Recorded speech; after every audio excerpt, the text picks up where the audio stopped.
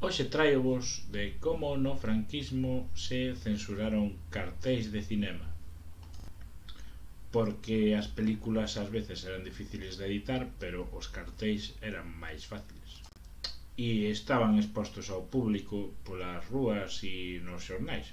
En Chacales del Mar, si, a película chamase así, a protagonista no cartel orixinal levaba posto un vestido apropiado para andar no mar, pero polo visto iso era demasiado sexy e no franquismo puxeronlle unha falda ás alturas das rodillas que non parece moi cómodo para perseguir chacales de mar.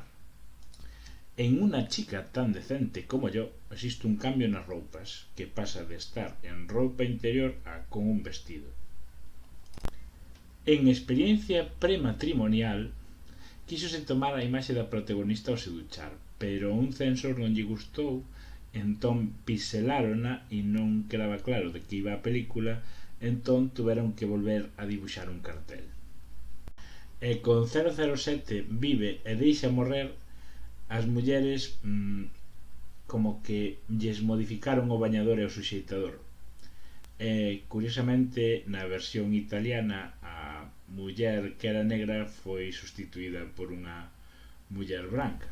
Supoño que é unha decisión cromática sen ningún tipo de carga racista.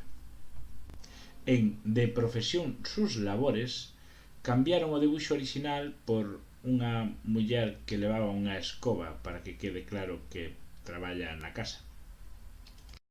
Aí, como é que eu digo que você